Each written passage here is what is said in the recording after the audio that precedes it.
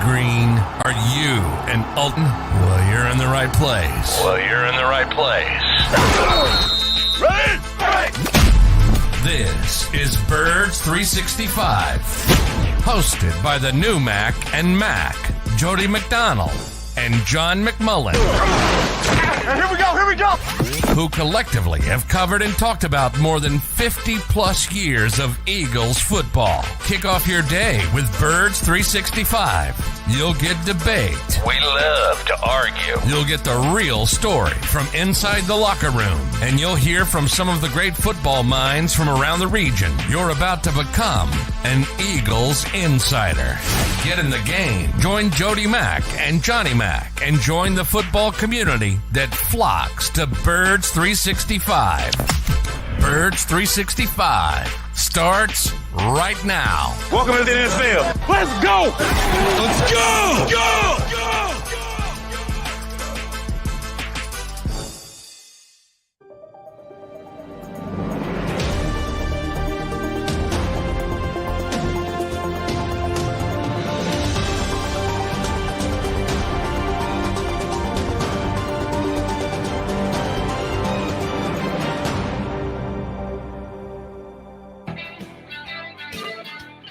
It is Tuesday get together here. Oh, excuse me, Wednesday get together. Damn, I'm a little slow to the uptake there today. Maybe it's because Eagles are playing on Monday night. It feels like a Tuesday. You got the Mac and Mac guys, McMullen and McDonald, here with you after a good Tuesday, or at least Jonathan Gannon attempted to make it one yesterday, and talking about the Eagles' 35 points allowed defensive performance on Sunday. Johnny Mac, you buying anything that Jonathan Gannon was selling yesterday? I think it's pretty evident why the Eagles played poorly. They didn't tackle well. I mean, now that I got to watch, they missed 14 tackles, Jody. So, Pro Football Focus, we talk about them a lot. Some people like them, some people hate them, yada, yada, yada. Rank them 32nd out of 32 tackling in week one. That's it. I mean, don't got to go any further. That's the reason. That's the reason. So for all these people talking about scheme and Jonathan, I get it. Everybody, I exaggerate. 50% of this league runs this scheme. All right. The team that's coming in on Monday night runs this scheme. They gave up 7 points to Aaron Rodgers. It's a cliche to talk about execution and technique and fundamentals. But if the Eagles make those 14 tackles, they rout the Detroit Lions. Right. So that's it. I mean, you don't have to go any further. Now, the discussions about Jonathan Gannon, I've had these discussions before. Do you want to be one of the 15 or so teams that run the same scheme? That I will listen to. That I'll have a conversation about. That I think is pretty relevant, because if you start doing what everybody else does, then it becomes, Jody, I say this all the time, it becomes, okay, who does that best? Who does it best? The Eagles didn't do it best in Detroit, to say the least. But that's about personnel. That's about technique. That's about fundamentals.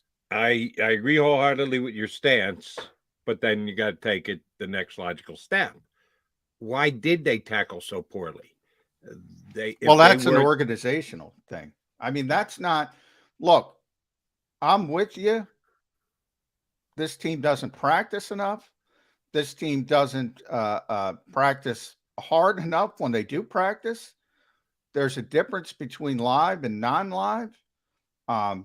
They have a thought process that it's better to get to week one as healthy as possible. I kind of agree with that part of it. But that is out of Jonathan Gannon's hands. And that is out of Nick Sirianni's hands, to be honest. That is not their decision. Now, they have to go up there. Now, if fans expect Jonathan Gannon or Nick Sirianni to say, Howie Roseman is wrong, Jeffrey Lurie is wrong, damn it, we can't continue to do this. I mean, all right, you can have that pipe dream. It ain't going to happen. Right. They got to make the best of their situation. Yeah, but I agree. I mean, they weren't ready to play. And I would say offensively as well. I saw Dan Orlovsky. Now, Dan put out a tweet this morning about, he made the, You think I made the Lions look like the 85 Bears. He made the Lions look like the 85 Bears. They're not, but they were more ready to play from a conditioning and physical standpoint. They pretty much out-physicaled the Eagles on both sides of the football. And we know from watching Hard Knocks, they go about things a different way. And I think there's something to that.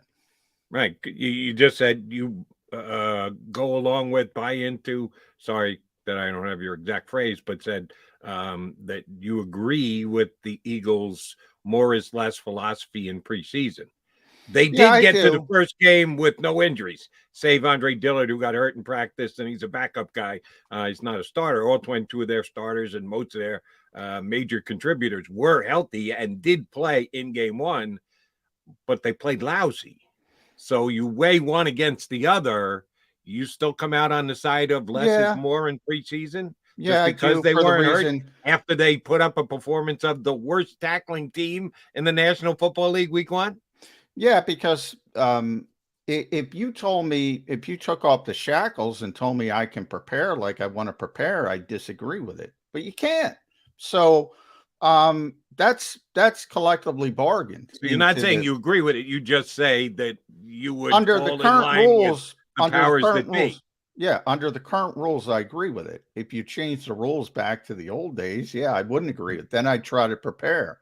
I try to prepare to be the best team I could be, but you can't.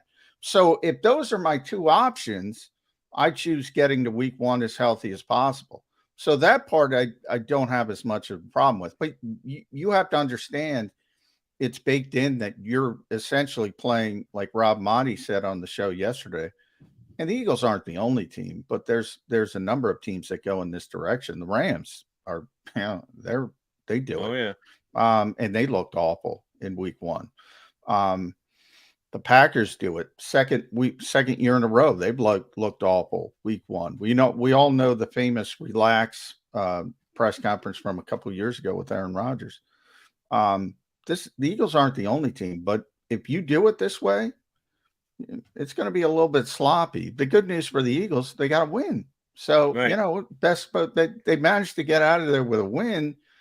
Everybody's acting like it's a loss, but it's not. They won the football game. And look, if they miss 14 tackles every week, they're in trouble. They're in trouble. I mean, they're going to be a bad defensive football team if they miss 14 tackles every week. The assumption is they're not going to miss 14 tackles every week. It's going to get better. But I will say this, Jody, and I said this way back in the off season. Nobody cares about the run game until they care about the run game. True. All the time. Very true. And you have all these undersized players. And, I mean, that's going to be an issue against teams that can run the football and want to run the football. Now, the good news is there aren't a lot of those teams. Nobody wants to run the football, typically. They all want to throw it. They certainly want to throw it early in the season, maybe as you get to some bad weather games later in the season, things like that. It'll shift velocity. It always shifts in the playoffs where it becomes important. But, the Hassan Reddicks of the world, the Kaiser Whites of the world, the Chauncey Gardner-Johnsons of the world, they're not real. Hassan Reddick's not a defensive end edge player who can support the run.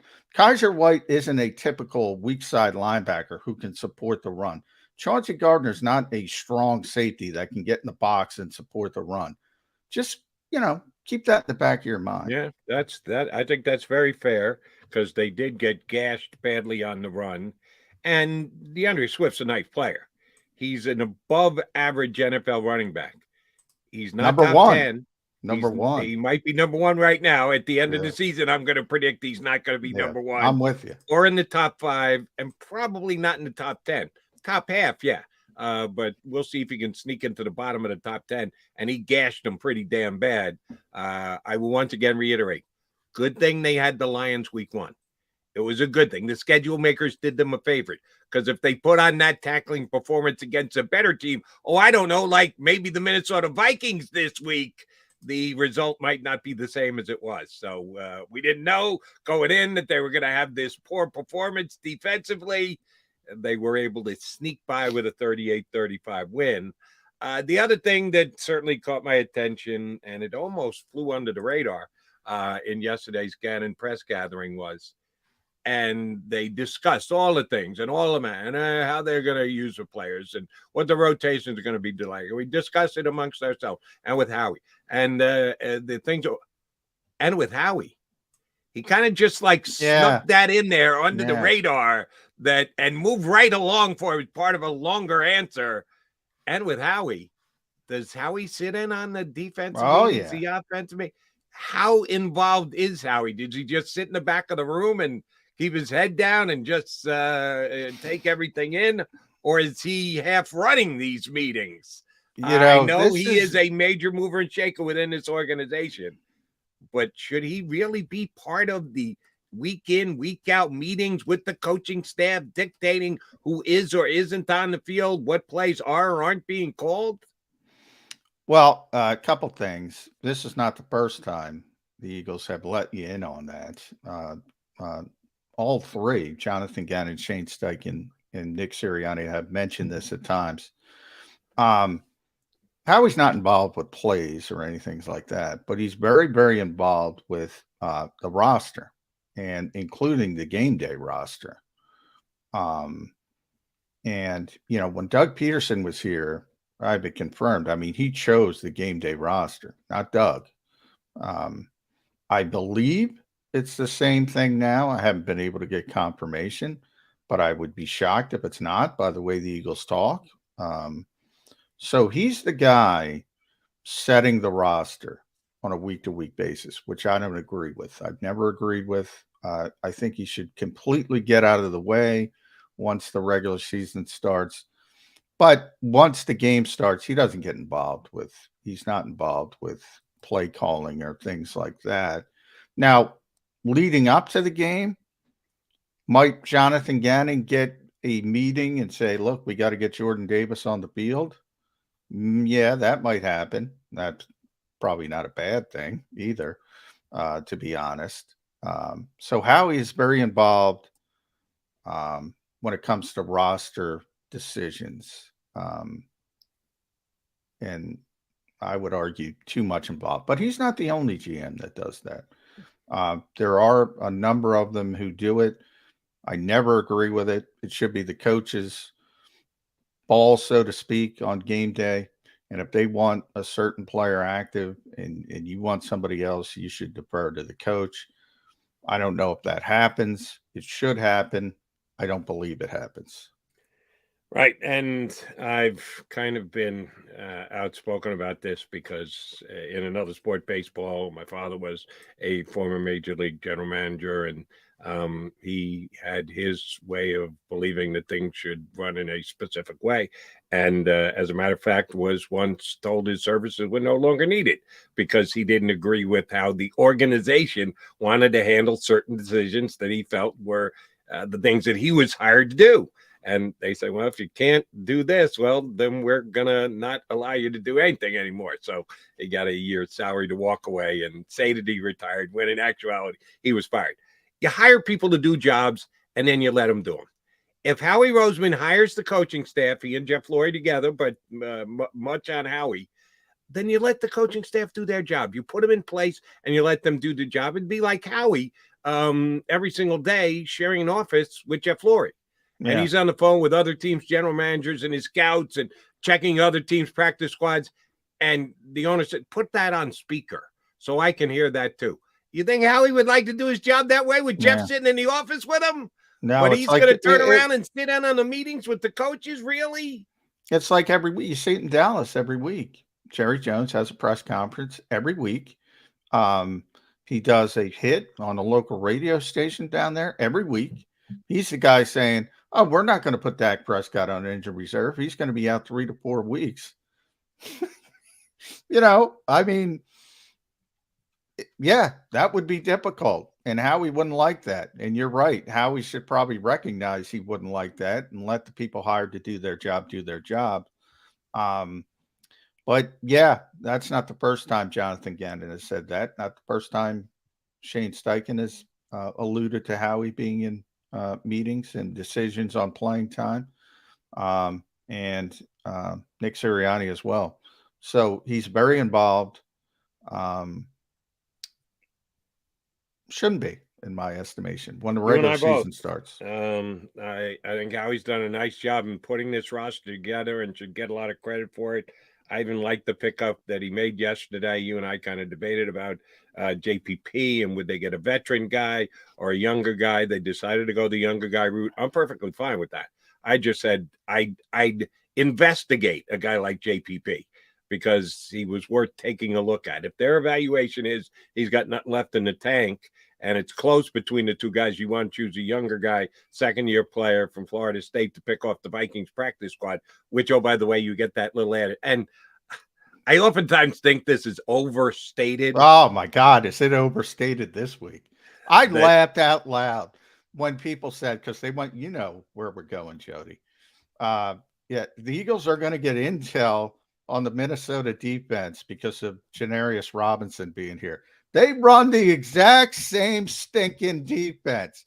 And I mean the exact same stinking defense. Vic Fangio, Ed Donatell is the new defensive coordinator in Minnesota. He was with Fangio for years.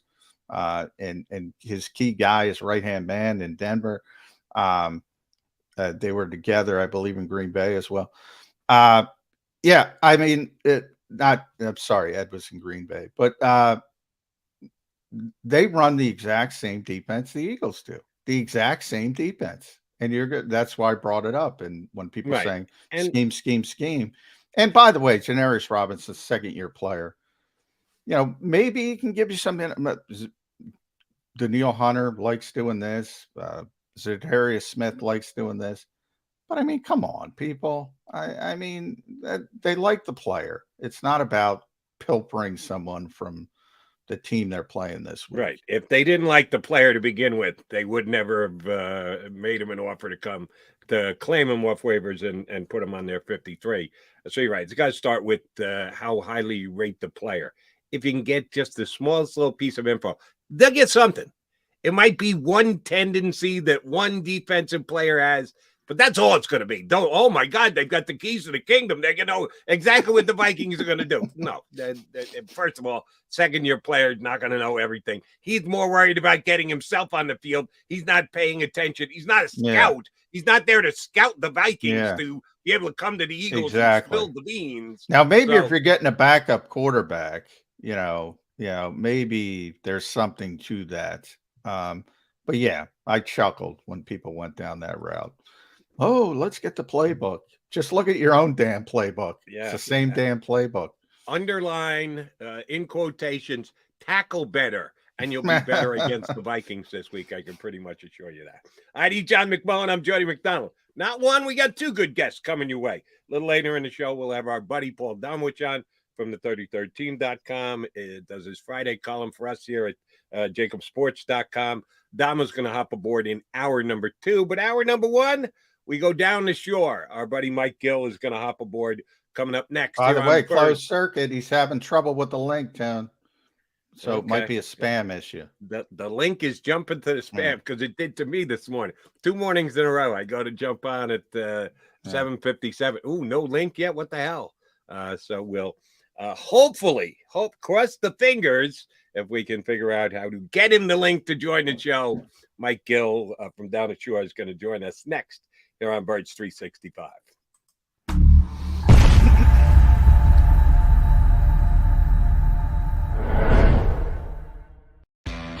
Go to get your game on. Go for the beers. Go for the cheers. Go for the hit and the hits. Go for the stakes and the stakes. Go to get your parlay on. Go to get your party on. Go for the scene. Go for the screens. Go for the gallery.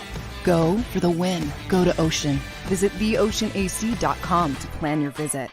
Philadelphia fans, we're cut from a different cloth.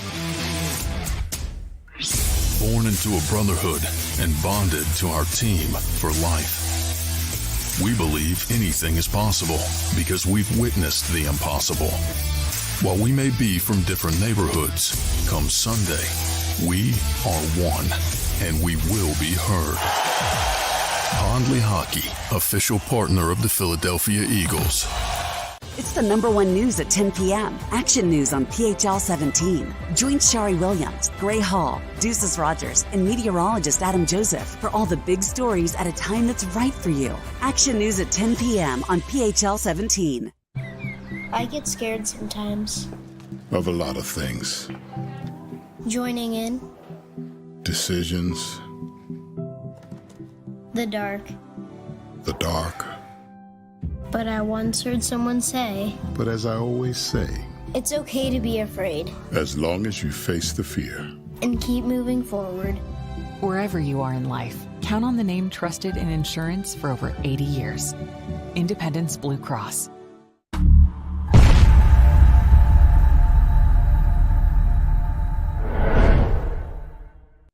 Welcome to Pondley Hockey. We've helped over 100,000 injured and disabled workers obtain benefits, as well as some of the biggest settlements in the state. If you've been injured at work, give Pondley Hockey a call. Go passionately. Go fearlessly. Go confidently. Go Birds! Go confidently towards your goals with First Trust, Philly's hometown bank for nearly 90 years, and the official bank of the Philadelphia Eagles. We're focused on getting you over the goal line. So go with conviction, go with trust, Go Birds! and go forward with us by your side. First Trust Bank, the official bank of Philadelphia dreams. Oh, and go Birds.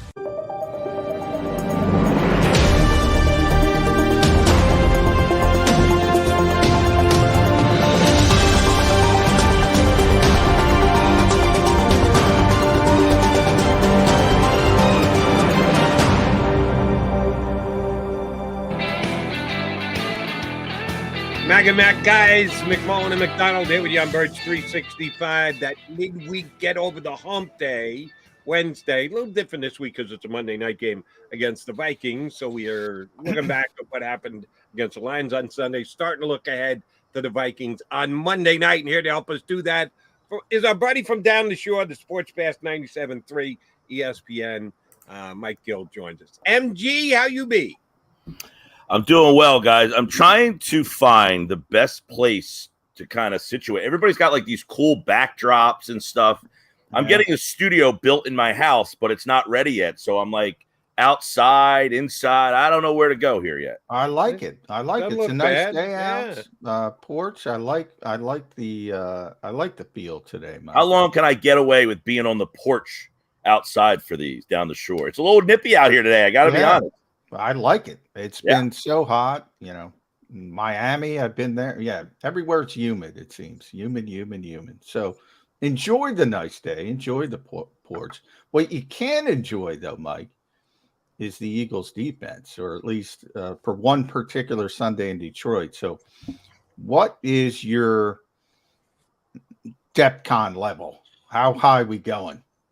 DEPCON, actually, it's backwards, DEPCON. Yeah. So DEPCON 1 is the worst. DEPCON 5 is the easiest. So, on a scale of 1 to 10, I gave it a 2 on my show. Ugh. Now, I am generally a pretty even keel guy. I think you tweeted out, John, they were last in the league in tackling. Yeah. They missed the most tackles. So I asked this question to myself. And they might not be a good tackling team, and that could be a big issue. But if they make those tackles, let's say they miss 4 tackles, like what's league average? What's the score of that game? I don't know. I liken it to John Gannon, like a kid on Christmas, got new toys, ripped them out of the package, and never read the instructions. And then if you play with them for a while, you're like, I don't know what to do with this. I actually have to read the instructions. I think he's going to figure these guys out a little bit better. I think he's stuck with some of his guys. They got up 17. They thought they were going to run. And I actually told you this yesterday, John, I think. I give Dan Campbell and the Lions credit. They got up 17, and they stayed with the run. Their offensive line's the strength of that team, and they stayed with it. A lot of teams won't do that. And I think the Eagles took for granted that they were going to throw the ball, and they didn't and got gashed. I thought so much aggressive penetration up the middle, and the Lions attacked them there all day long, it felt like. So I think you watch that. I think one of the themes moving forward is the Lions have a pretty good offensive line. I thought they dominated up front, and that was why they were in that game. Moving forward, I don't know that many teams are going to have a line that's going to allow them to run the ball with such success. So that's why I'm kind of not so panicked. I was disappointed. I didn't like the way he called the game. If you're not getting pressure, you got to find it from somewhere. So it's a week-to-week thing. If you're not getting pressure this week, you got to dial it up. He didn't do that. That was disappointing. But overall, I'm not overly concerned with their defense. It's more than even a week-to-week thing. It's a it's a half-to-half thing. It's a quarter-to-quarter thing. It's a series-to-series thing. And I'm with you. I'm not sure that Jonathan Gannon adjusted enough. Johnny Mac made this point in our first segment, and it is at least, I think, worthy of consideration. Hassan Reddick, for the position he plays, is a little undersized. Kazir White, for the position he plays, is a little undersized. Gardner Johnson, for the position he plays, the new position that he plays, is a little undersized. That maybe Gannon's scheme is okay. It's just that the Eagles weren't able to win at the point of contact because they're a little undersized. That scare you at all? Yeah, and it's funny because the one play that Reddick made that really got highlighted, if you watch the game, was on a run play. And it's like, that's great, but I don't want to see him sticking his nose in there and making tackles on the end. I want to see him getting at the passer. And I'm thinking, if he's playing end to stop the run, he's a small guy to be doing that all season long. They kept highlighting on the broadcast, and John, you were at the game, so I don't know if you saw this, but Jody, they kept talking about how great of a tackler Kazir White is. He's a short tackler. That's what he does so well. Well, that's good if he can get his nose in there. He was having trouble getting off blocks, and I didn't see Chauncey Gardner-Johnson flying around making tackles from the safety spot. I saw Marcus Epps doing a pretty good job of getting in there. I think he had 10 tackles, but you're right. I think a lot of these guys had trouble, and could be a byproduct of, I thought the Lions had a really well-designed run game. I thought they just executed. The Eagles, their offensive line didn't execute for a quarter. They looked like they were all out of whack. The Lions, they were in concert, and they got to their blocks. They won the point of attack. So, again, could it be that the Lions people didn't – I know, John, you harped on this a lot. Their line's pretty good, and that could have been a factor of the Eagles not getting off their blocks, not being able to tackle. I think we got to somewhat give the Lions a little bit of credit. And, quite frankly, if the Lions had a quarterback that was not Jared Goff, we might be thinking about that team a little differently. Yeah. And by the way, Jared Goff has been to a Super Bowl. Yeah. Yeah, been a while. As Sean McVay's exoskeleton, so to speak, his joystick. But you're right. I mean, that might be the best pair of tackles the Eagles see all season. I mean, people aren't going to believe it, but that might be the best pair of tackles because they're not going to face their own that they see all season. Yeah. So that's part of it. It was a really difficult matchup on the edge for them. Ragnow's an all-pro center. He was a really difficult matchup, and he wasn't even healthy. So some of that is baked in. But you were saying you don't know what the score would have been if they tackled. I know what the score. They would have blew him out. They still would have blown him out because that's my intuition. That's my intuition. I just, who knows? So if the 50-yard gain from DeAndre Swift turns into 20, you say, all right, well, that's not good, but it's not terrible. If the 25-yard screen where there's 2 missed tackles, that gets caught for 5 yards. I mean, yeah, the Eagles are lapping, but the one point you point out, and Nick Sirianni admitted this as well as Jonathan Gannon, they did expect him to throw when they got down 17. And that's typically what teams in this league do. They give up. So you do have to give Dan Campbell a little bit of credit. And I do think people tend to not realize, hey, the other team's trying too.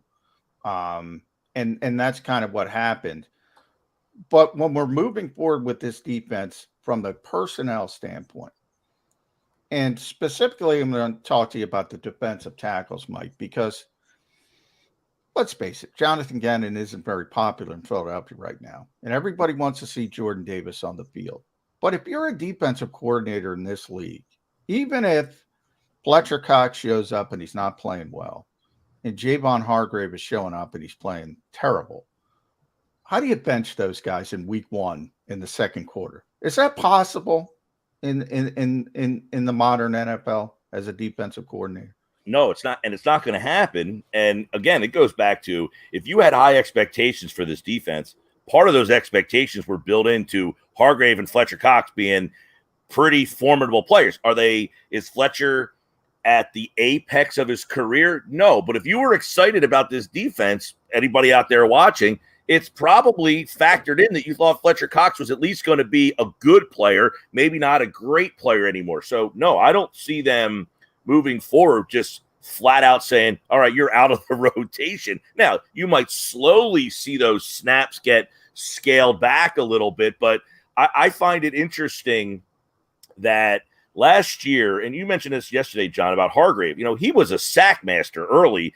They kind of doubled him. They started to put the attention to him, and Fletcher Cox still didn't really, but he had an okay year last year, but he didn't get, it was, he's getting doubled and triple teamed. Well, then they started to put the attention to Hargrave, and I didn't see Fletcher's production jump off the page all of a sudden. So you have to go in with the real understanding that those two guys might not be the same players they were even a year ago, and how that changes things up. So to kind of circle back, John Gannon might have to make the tough decision of, I need to start playing some of these younger guys more. Otherwise, he will be going down the road of the new Howie Roseman and getting everybody's ire. You don't want that. And he's not for me, it's a simple decision. If we're talking about Hargrave and Cox, you can skim them back a play or two here. Marlon Tui. Well, wait, real quick, Jody and John. How about late in the game? It was like the fourth quarter, late in the game, and he had Marlon and Milton Williams on the field together. Yeah. Like in a key situation, I'm thinking this is an interesting time to have those two guys on the field on a pretty important drive. They were playing better in that game. You got to give him credit. So I'm wondering if he noticed it like in game. I might need these younger guys out there for these key series. I thought that was pretty interesting. It was, but again, Marlon Tuipulotu, not Jordan Davis. You didn't use a first-round pick picking up Marlon. And I know that he looked good in preseason shoot. I was glad to see it. That was one of the residual benefits of the Eagles' less is more philosophy. Marlon got to play a lot, and he got to flash a lot. No, he's not Jordan Davis. In any game where you check the stats afterward, and he's played more snaps than Jordan Davis, I'm sorry. I can't sign off on that if I'm the defensive coordinator. You talked this kid up a blue streak. You made the aggressive move to get him. He's got to be on the field. I know it's a guessing game. Every single play is a guessing game between one team's offensive coordinator and the other team's defensive coordinator. Well, Jonathan, you got outguessed. Yeah. And if he took a couple verbal hits for it yesterday, he needs to take even more. And, oh, by the way, there's got to be a change this week. Can't just acknowledge it. Oh, we may have had the wrong part. No.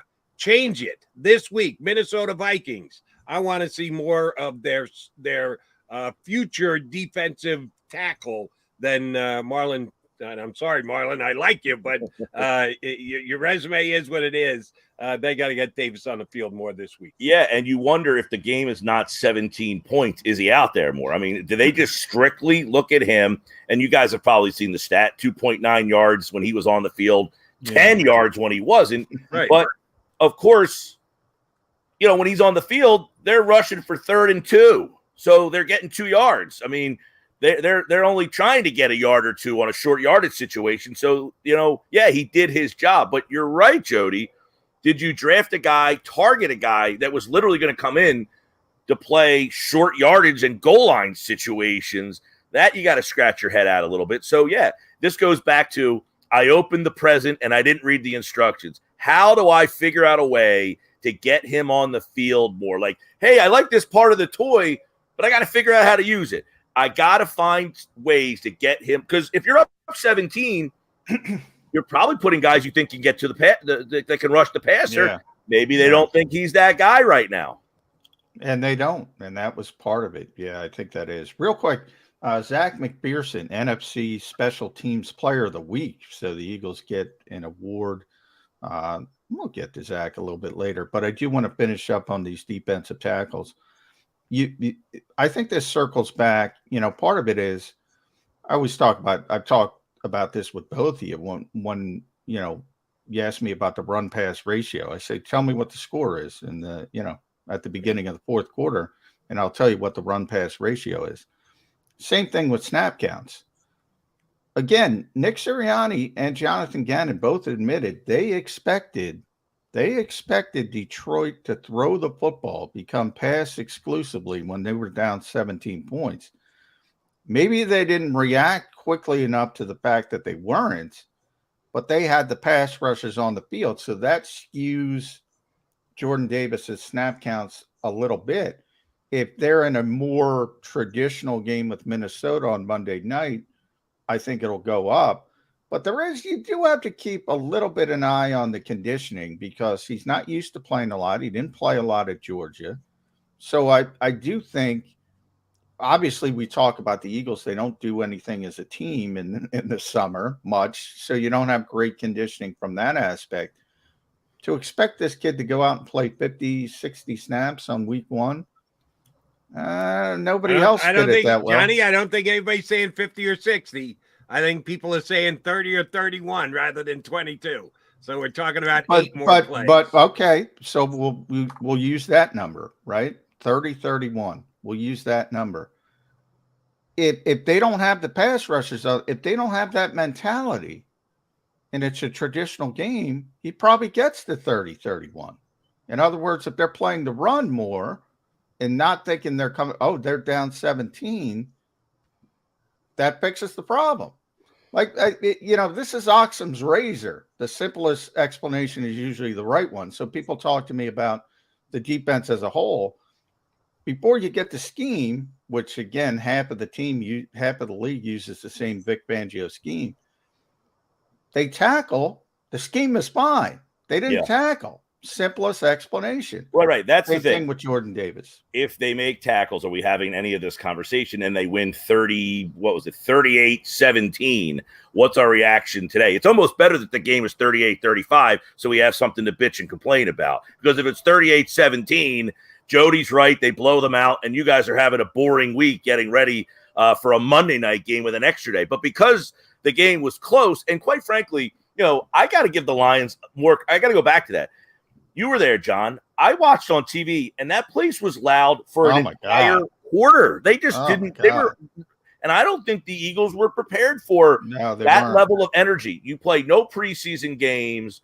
You haven't done anything since the year before. They had a very light summer. You walk into a place that's shaking. I think the Eagles looked like they were not ready for that, and I give them credit for not buckling, getting off the mat, and resettling them. They could have easily just been like, we were not ready for this, and let the Lions run away from them and have an embarrassing week one loss, like a lot of teams do in week one. The Denver Broncos, one of them, they went into Seattle. That place rocked all night long, and Denver never got it back into that game. They just could not shake it.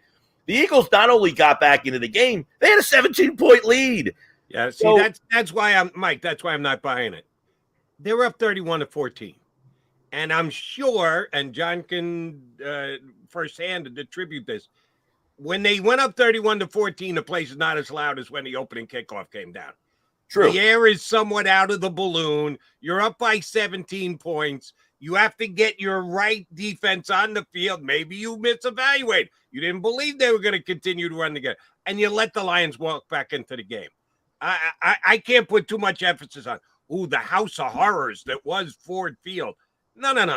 You played bad, Eagles. Your defense wasn't prepared to hit. You weren't prepared to tackle. I didn't love your rotation on the defensive line. I'm not going to go, it was so difficult because it was in the Lions' house, the Lions' den. Well, and that doesn't even matter. They were down 31-14. Well, and that doesn't even matter for the defense. When the defense is on the field, the crowd is trying to be a little bit more quiet for their particular offense, as Darius Slay pointed out.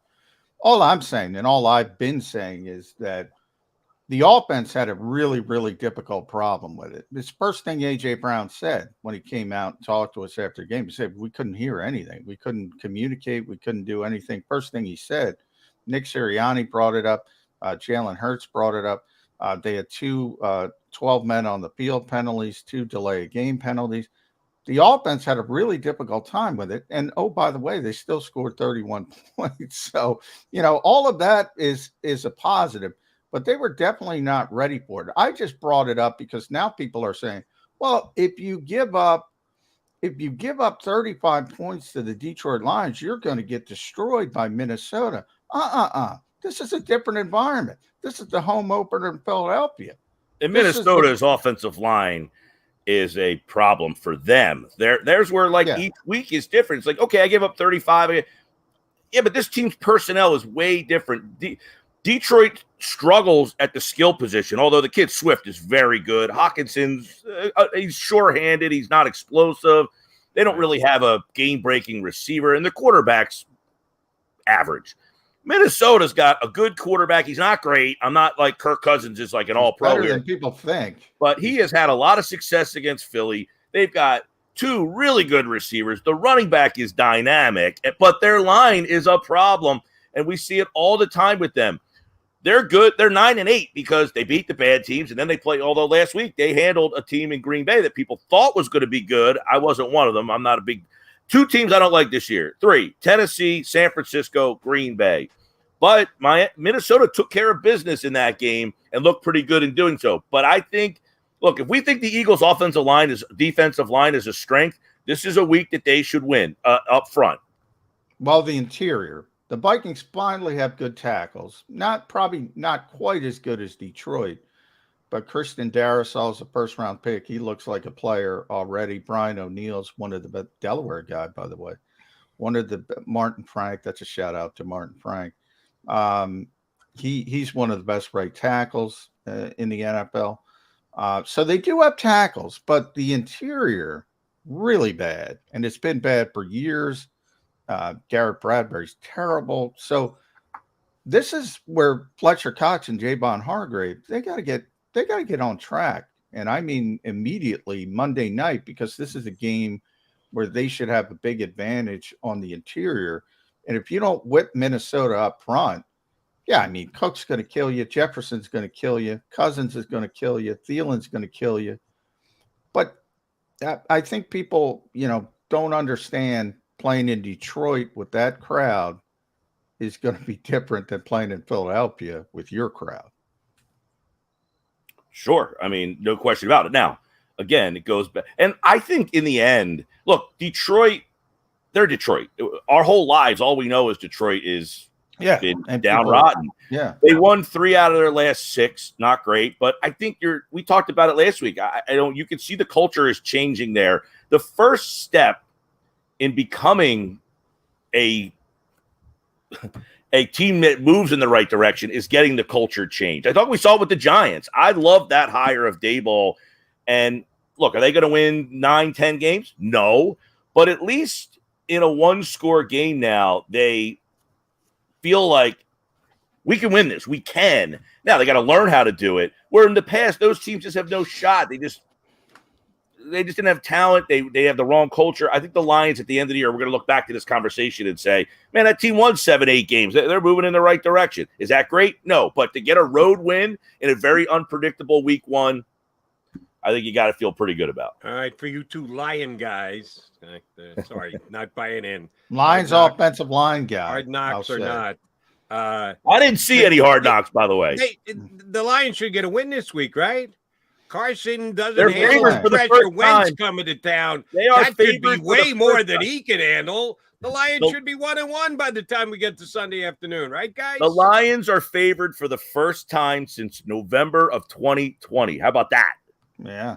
Jody Mack, you're a betting man. Come on, give me a 6-pack of picks. Put the Lions in there. Oh, I'll take the Commanders right now. Now, Jody, come on. You have to admit that offensive line is pretty good. The Lions' offensive line is very good. No, yeah. I'm not trying to downgrade their areas of strength, but that's about it. I'm on Ron St. Brown. I thought they were I like their play calling. I like their play design. I thought they did a really good. There was a play the Eagles ran, hated it.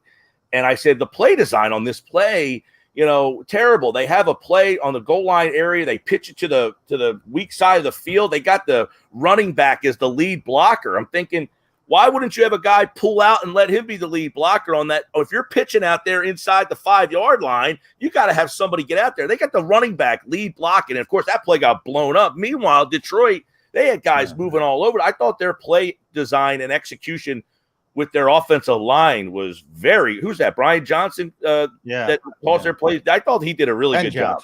Brian's the Eagles quarterback. Oh, Brian Johnson's the Eagles, yes. Let's talk about the offense real quick before we lose you, Mike, because everybody's harping on the defense. The offense, look, they scored 31 points. Jalen was great with the off-schedule stuff. The one thing that's stuck out to people was Devontae Smith not getting a touch. Targeted 4 times, but they weren't able to get him the football. I've been telling people this for a while, and if they were listening to Shane Steichen, which not a lot of people do, I was surprised Shane gave this up. Somebody asked him is it your job to get everyone involved, which I asked Nick Sirianni the day before.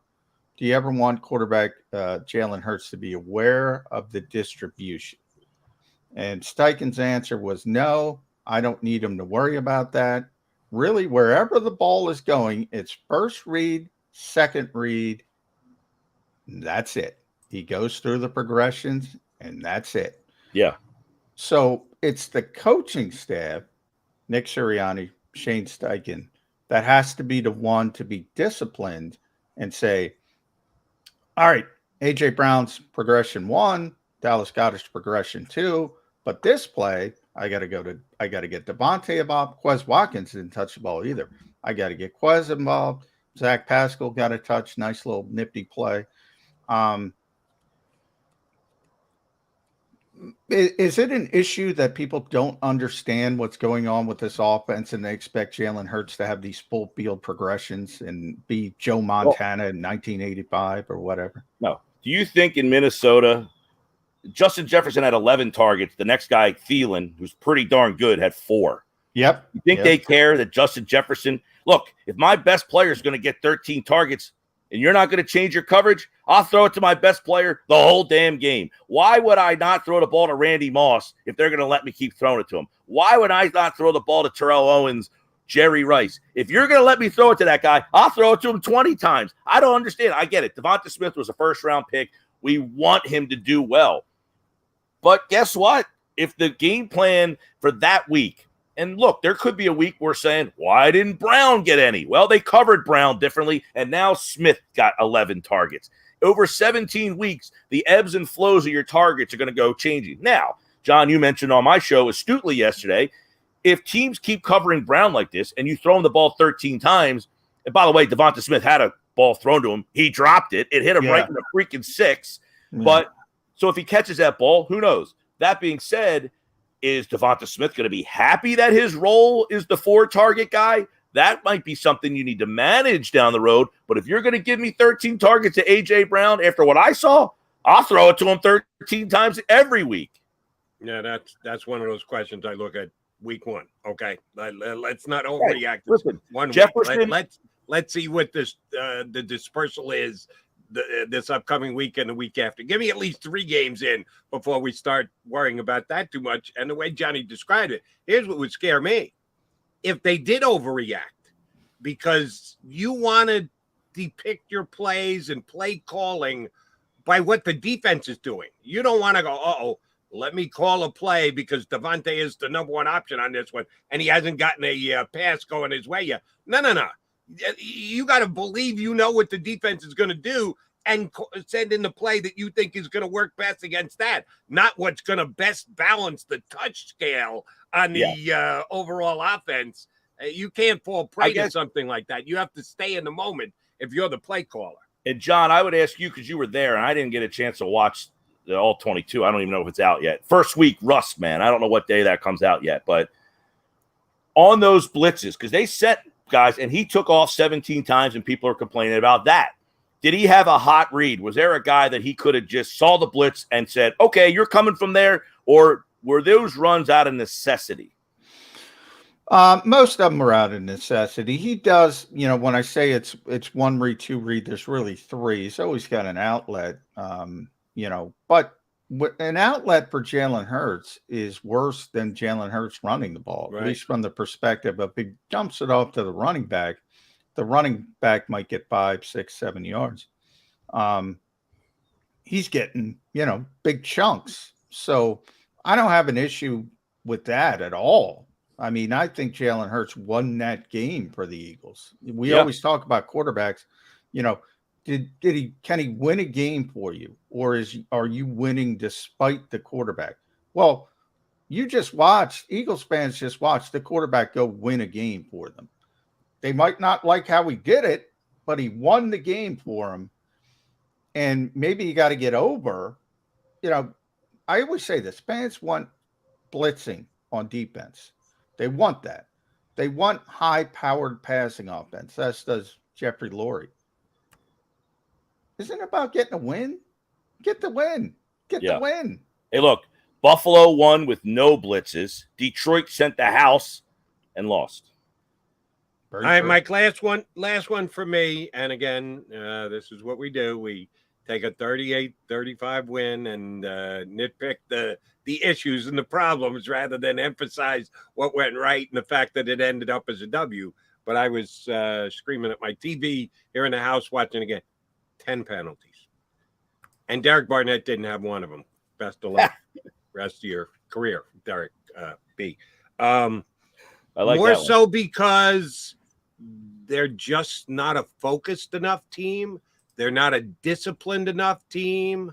The coaching staff didn't prep them under the organizational banner of less is more. We're not going to practice. We're not going to hit. I'm sorry. It didn't cost them the game. So I'm not getting overly worked, but it's a little bit of a red flag to me. Why 10 penalties ready to put the blame? How many false starts did they have? I don't know, but I will say memory, just going back, they were one of the most penalized teams in history for a quarter of the season last year, were they not? And they kind of got out of that. Could that be a byproduct again of no preseason? Well, here right off the bat, I got first quarter here. So already they had two delay games. They had two. I felt like there was a lot of getting out of the huddle and the play in late. Yes. I asked Shane about that yesterday. He said no, it was an issue. But so I know off the bat they had two 12-man penalties. They had two delay of game penalties. In the first quarter, they had two false starts. So that's 6 right there, Jody. So the noise was a big part of the penalties. And they were, pre-snap stuff, and they got to correct that. But that, again, you're in Philadelphia this week. That should be corrected. That shouldn't be that much of an issue. So if you have a 4-penalty game, that's not that bad. All 6 of those penalties were due to the noise. John, are the Eagles screwed? Because I'm pretty damn sure they got to play 8 road games this year. So any game that they play on the road, we're going to just dismiss and excuse penalties for jumping off sides, not getting the communications in time. You got to play games on the road in the NFL, John. It's not an excuse. It's an explanation. You do have to play games on the road. Like last year, the Eagles played a game on the road in Detroit. There were 40,000 people there. This is what I tried to impart to you, Jody. It was different. There was no issue. There was no silent counts last time they were in Detroit. 0 issue.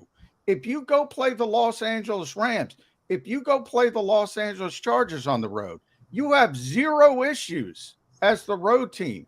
There are certain environments in the NFL And they're playing, and on the road this year, they're playing in a lot of those environments. They're in Houston, they're in Arizona, they're in Indianapolis, which I guess, depending on how but I was shocked at the level of energy in that building. Because as you said, John, they hadn't sold out, since like 2017, I think it was.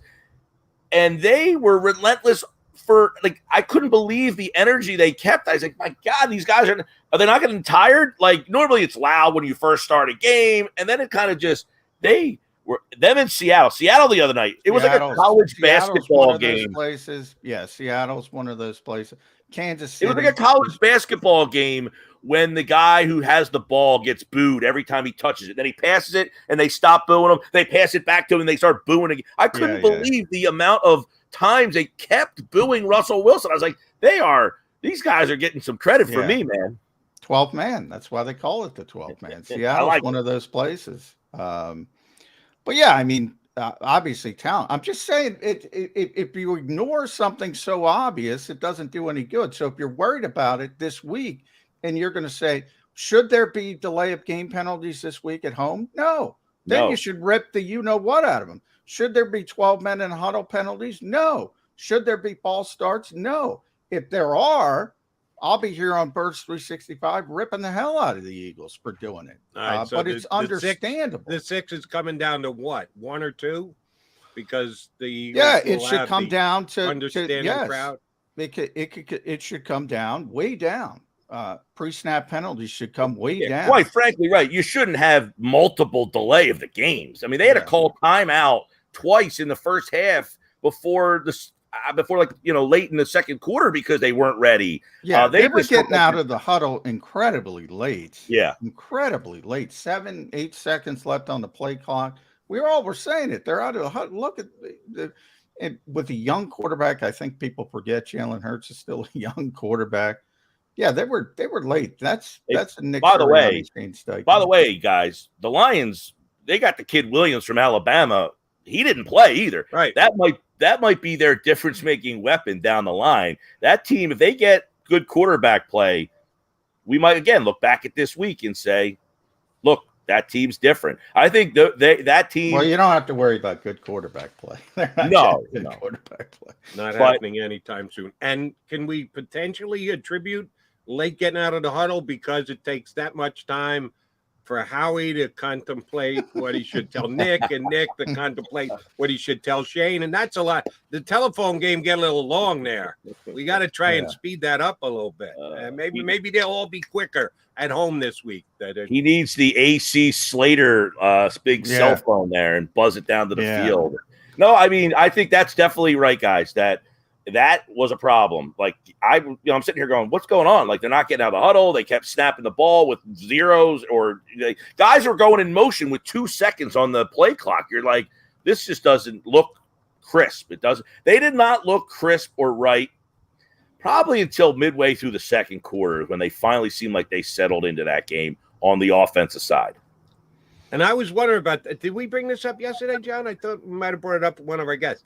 Jalen's waving a guy with 2 seconds to go on the clock. Yeah. And I'm going, no. AJ Brown. Johnny Mac's getting what he wants. The Eagles are actually using a little deception. They're actually using motion. Guys are moving, but they shouldn't be moving with 2 seconds left on the play clock.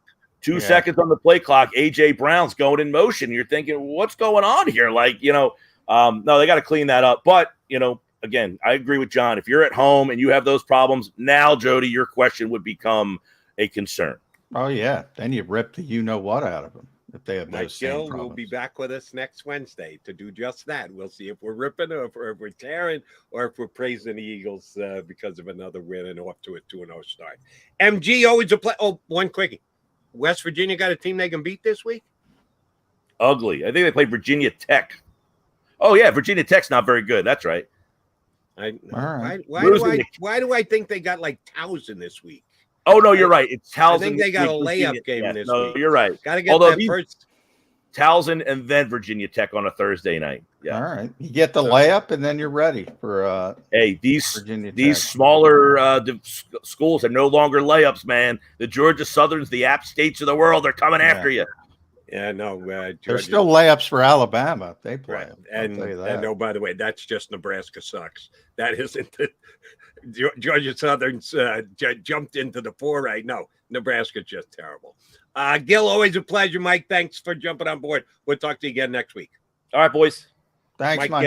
Gil from the Sports Pass 97.3 down the shore jumps on with us weekly here on Birds 365. All right, Johnny Mac, Jody Mac coming back. We got Paul Domowitz going to join us about 20 minutes from now. So you want to stay with us here on Birds 365.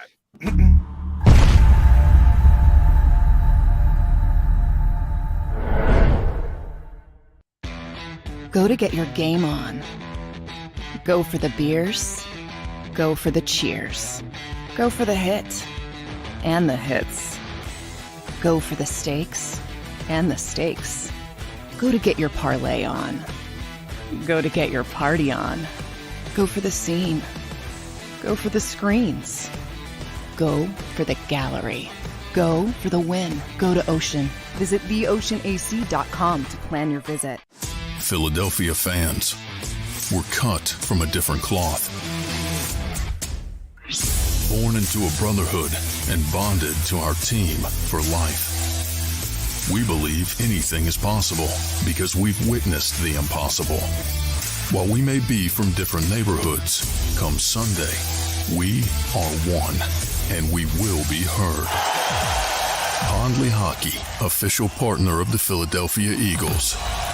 It's the #1 news at 10 p.m. Action News on PHL 17. Join Shari Williams, Gray Hall, Deuces Rogers, and meteorologist Adam Joseph for all the big stories at a time that's right for you. Action News at 10 p.m. on PHL 17. I get scared sometimes. Of a lot of things. Joining in. Decisions. The dark. The dark. But I once heard someone say, but as I always say, it's okay to be afraid. As long as you face the fear. And keep moving forward. Wherever you are in life, count on the name trusted in insurance for over 80 years. Independence Blue Cross.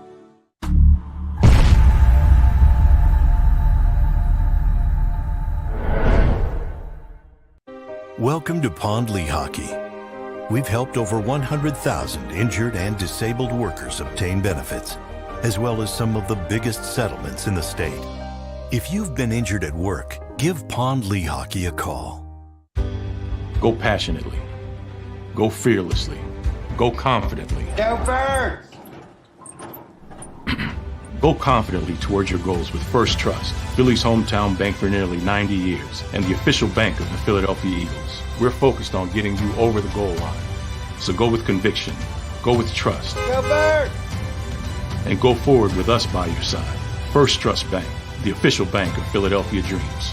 Oh, and go Birds.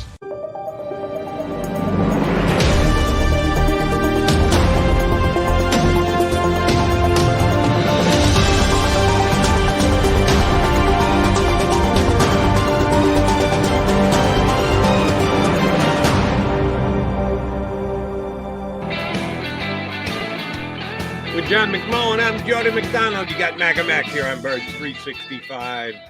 Please like, share, and subscribe to the show. We got over 300 viewers right now. Every single one.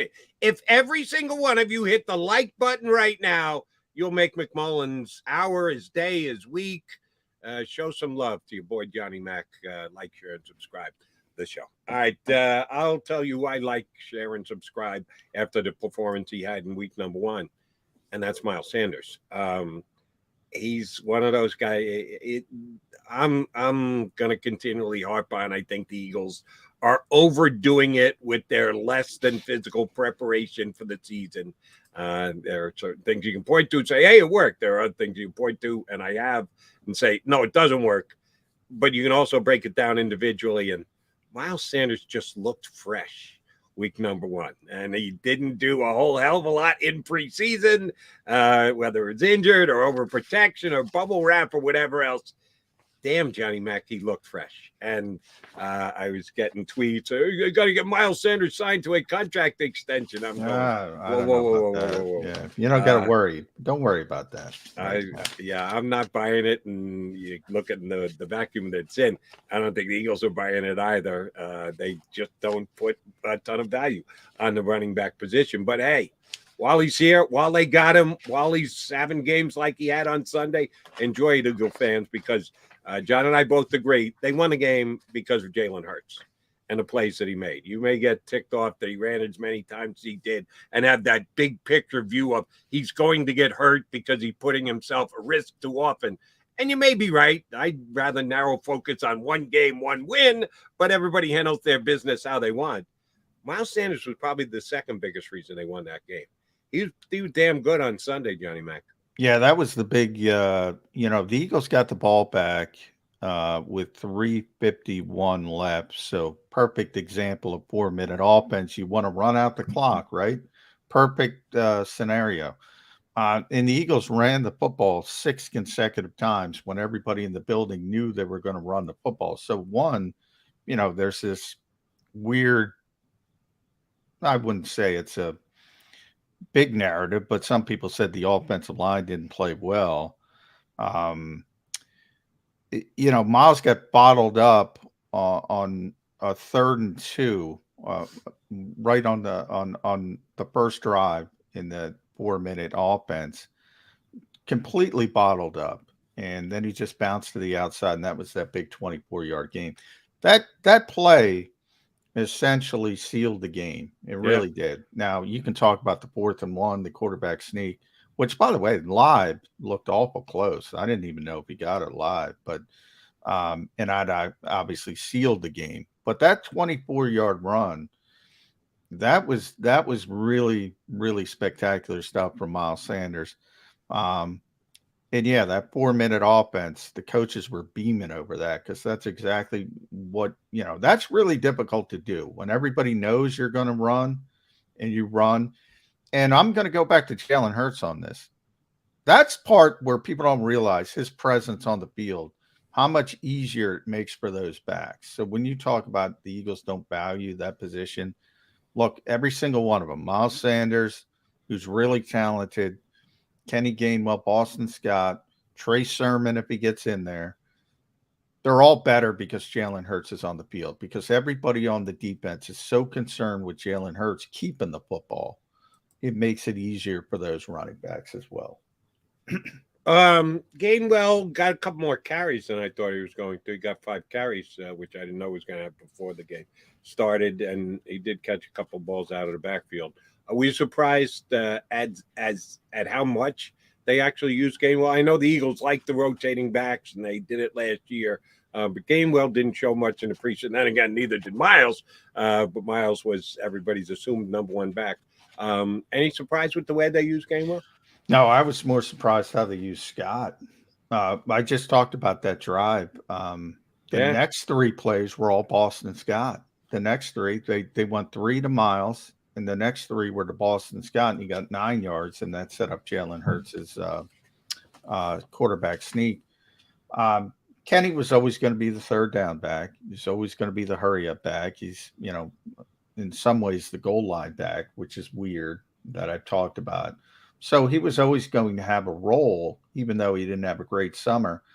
With Boston Scott, I thought if you go back to last year, the Eagles started the season, it was Miles and Kenny. And I thought they would keep it with Miles and Kenny. The fact that Boston's got, he only ran it 4 times. He ran it 3 times to close out the game. Right. That's weird. That's weird. But they have so much respect for Boston Scott and his ball security, and they know he's fundamentally sound. That says a lot. But it is a little bit weird that you don't play anybody, you don't give him the football and then say, "Oh, you give him once, seal this you give game. It to him once down by the goal line and he takes it in," which he usually does. Yeah, and you've had him in mothballs the rest of the time, and you're going to turn to him for the very last possession of the game. It was, as you say, a little bit weird. All right, running back on the other side. We've mentioned now a couple of times. John's giving you the Pro Football Focus numbers. Eagles the most missed tackles in week 1 in the National Football League, which made them the worst tackling team week 1 in the National Football League. and that was against DeAndre Swift, who's a good running back, Philly kid, want to root for him, all that stuff. He's not Dalvin Cook. Dalvin Cook has been a better running back in his career, and specifically, if you watch Dalvin play, he is the kind of guy. If I had told you before the season started, there's going to be a running back who is going to pile up 150 plus, and it's going to be because he breaks tackles, and it's going to be in the first 2 weeks against the Eagles, it would have been a no-brainer. It's got to be Dalvin Cook because A, he's a better runner, and B, he's a tougher runner. He's one of those very good combo backs who can both beat you with speed on the outside and run through a tackle between the tackles to get extra yards. Should we be scared of Dalvin Cook coming up this week, Johnny Mac? Well, you should always be scared of Dalvin Cook, but I think the Eagles got a bit of a wake-up call. Let's put it this way. I'm taking the under on 9.6 yards per carry, even though Dalvin Cook's a better player. So a lot of it, I think, is just, again, if you tackle well, if you tackle better, you don't even have to tackle well. If you tackle minimally better, you're not going to have those issues. And then 35 points, I'm taking the under. Minnesota's a far more explosive team. I don't think people pay enough attention to situations. I really believe that, Jody. Minnesota's a better offense than Detroit. They have a much better quarterback. They have better receivers. They might have the best receiver in football. That's how good Jefferson is. Thielen might be the best second receiver in football when he's healthy. That's how good he is. Cook is top 5 running back. They have good tackles. They're a better football team than the Detroit Lions. However, because of what happened last week, it makes things more difficult for Minnesota. The Eagles are going to tighten things up. They're going to get all their P's and Q's. I'm not even going to say they're going to win the game, but I am going to say Dalvin Cook isn't going to average 9.6 yards per carry, and the Vikings aren't going to score 35 points. There's ebbs and flows to this. I would agree with that too. And we got all the way till next Monday to make an official pick on the game. But yeah, as far as the Eagles' less than stellar defensive effort, I would predict as of now a better overall defensive effort. Points scored, yards allowed, all those things. Yeah, just because they will get some work in. Hopefully Jonathan Gannon gets in their shorts and gives them a hard time, that they come out better prepped and ready to go. All right, one other thing I want to run by you before we punch Damo up. He's going to join us in a couple minutes. And this is something I just need your overall expertise with, because I get it. On Sundays, you don't have the chance. You're watching the Eagles. You're going down to the locker room. You're jumping on the JAKIB Media post-game show here. And by the way, that was unbelievably tough at halftime because they have an open-air press box, and poor Devin Caney, I couldn't hear her. She couldn't hear me. It was unbelievable, Jody. Unbelievable. All right. Well, you earned your paycheck. Good for you. I'm sitting in front of a TV. I got to do a national football show after at 6:00. So I need to be jumping around watching every single game after I zero in mostly on the Eagles in whatever window they're playing in. I saw this a couple times, John, and I can't watch every single day. I tape a couple of them. I go back and watch a couple things afterwards. But I saw this a couple times, and it annoyed the snot out of me. Maybe, again, the old school tendencies that I have, the fact that they've changed the game of football to, again, give such an advantage to the offense. And I wasn't really all that evidenced of pass interference everywhere over the first week. It wasn't as big a deal as it has become the last couple of years in the NFL. But here's one upside that the offense has, and no one ever talks about it, or this call is never made. I saw not one, not two, 3 blatant plays where I think 2 and 3 were running back. One was either wide receiver or tight end. It was a short completed pass, but the offensive player extends his hand, stiff arms the defender to the face. He gets his hand right up in the defender's face and pushes him in his face mask and turns the ball upfield and continues to make yards. On offense, if an offensive lineman goes to the face of a defender, here comes the flag. Illegal hands to the face. Illegal hands to the face. But on offense, you've got the ball. they're trying to tackle you. You are allowed to just put your hand up underneath the chin of the defender to ward him off when you're trying to make an offensive play. How is that not hands to the face? How is that not illegal hands to the face? They do it all the time. Well, your first mistake, Jody, is expecting the NFL to do things logically. Yeah, it doesn't make sense. You can't grab the face mask if you're a ball carrier. That's the only way they're going to call it. You can do whatever the hell you want. Right. Otherwise. But the same exact thing, and sorry to interrupt, John, a defensive lineman come in and on a play. If he gets his hand up underneath the defender's chin, can't do that. Oh, that's 15 yards. Illegal use of hands in the face. But a guy who's got the ball in his hands is allowed to literally punch a guy underneath the chin and lift his helmet up, and he gets away with that because he's an offensive player. It makes no sense, and it's the rule. It's always been the rule, and it's not changing. But you're right. It makes absolutely no sense. But yeah, they're never going to call it because it's not illegal. And the other aspects, for the other players, it is illegal. So yeah, there's no logic. It's the most over-legislated game in the world. It drives me insane. I talk about it all the time. And that's why I never complain about officials. You'll very rarely hear me complain about officials. Doesn't matter. You know, there's nothing you can do about it. Control what you can control. Doesn't matter. Get a bad call, go on to the next play. Doesn't matter. You can complain about it. Drives what drives me crazy, Jody, is the constant complaining on Twitter. Like Jalen, you know, the borderline late hits, which by the way, I gave Nick Sirianni tremendous credit. He didn't complain about him. Jalen Hurts didn't complain about him. Why are you complaining about him? I see so many fans get so many. It's bang, bang. It's borderline. They're not supposed to throw the flag unless, the defender hasn't committed before the slide starts. Nick didn't have a problem with it. I don't have a problem with it. And specifically on that one play, Jalen got into a slide a little bit late. Yeah. That's going to happen. You're going to every once in a while have a play and there was one where I really didn't like the mark. Jalen went into a slide, and I think he thought he was going to get further marked down.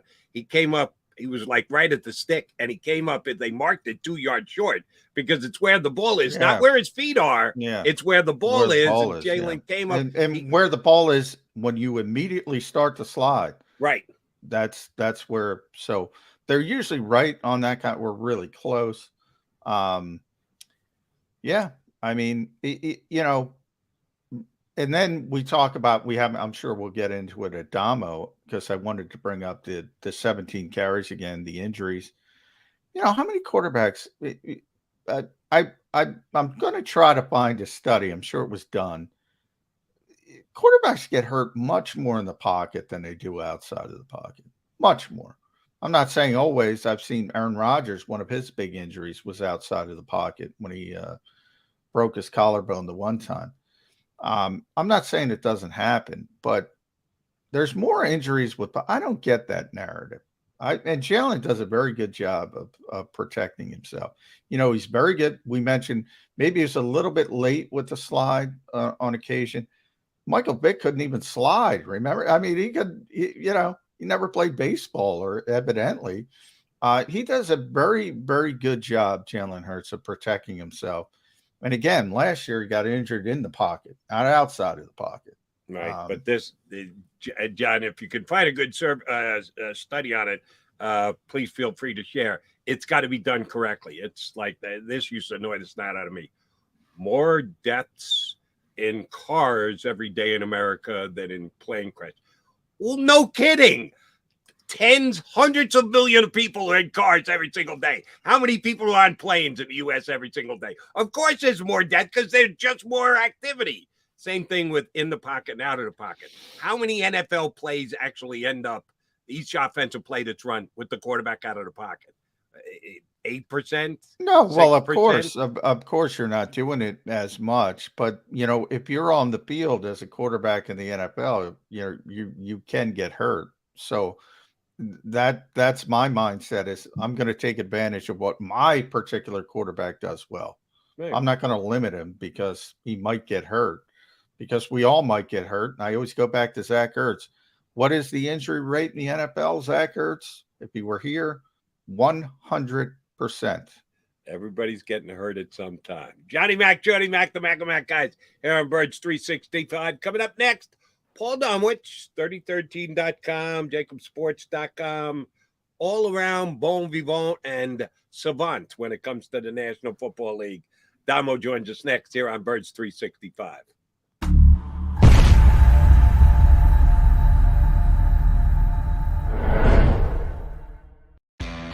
Go to get your game on. Go for the beers. Go for the cheers. Go for the hit and the hits. Go for the stakes and the stakes. Go to get your parlay on. Go to get your party on. Go for the scene. Go for the screens. Go for the gallery. Go for the win. Go to Ocean. Visit theoceanac.com to plan your visit. Philadelphia fans, we're cut from a different cloth. Born into a brotherhood and bonded to our team for life. We believe anything is possible because we've witnessed the impossible. While we may be from different neighborhoods, come Sunday, we are one, and we will be heard. Pondley Hockey, official partner of the Philadelphia Eagles. It's the #1 news at 10 p.m. Action News on PHL 17. Join Shari Williams, Gray Hall, Deuces Rogers, and meteorologist Adam Joseph for all the big stories at a time that's right for you. Action News at 10 p.m. on PHL 17. I get scared sometimes. Of a lot of things. Joining in. Decisions. The dark. The dark. But I once heard someone say, But as I always say, it's okay to be afraid. as long as you face the fear. And keep moving forward. Wherever you are in life, count on the name trusted in insurance for over 80 years. Independence Blue Cross.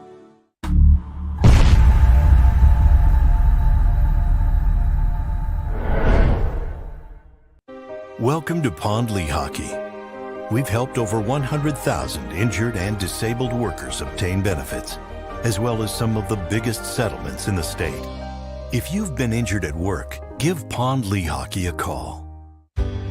Go passionately. Go fearlessly. Go confidently. Go Birds! Go confidently towards your goals with First Trust, Philly's hometown bank for nearly 90 years, and the official bank of the Philadelphia Eagles. We're focused on getting you over the goal line. So go with conviction, go with trust, Go Birds! and go forward with us by your side. First Trust Bank, the official bank of Philadelphia dreams. Oh, and go Birds.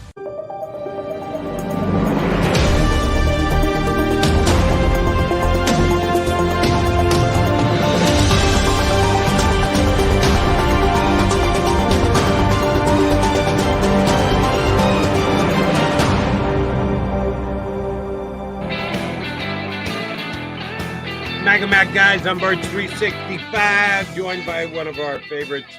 I covered the Eagles for years for the Inquirer Daily News. Does it now for both 3013.com and us here at JAKIBsports.com. Paul Domowitz jumps aboard here on Birds 365. Damo, all things included, offense, defense, special teams, coaching, everything. Scale of 1 to 10, 10 being, yeah, you can go ahead and print those Super Bowl tickets. 1 being, oh, spit, 16 more games before the season ends. What do you give the Eagles as far as the rating goes week 1? Well, first of all, my wife wants to know what you meant by that bon vivant. Look at that shirt. You gotta have some moxie to wear a shirt like that, buddy. You gotta have a lot of self-confidence. I'd give them a 6, I guess, off of Sunday. I mean, the offense looked very good, obviously. The defense needs some work. But I don't think the work that it needs is because of a lack of talent. They just need to tackle better and start fitting the gaps better. I mean, they just looked out of sync. Well, that's where I was going with you, Damo. So you mentioned 2 of them. I was going to give you 3, and by all means, if you want to write in, vote as well. put these in order as far as the defensive issues. Personnel, scheme, tackling.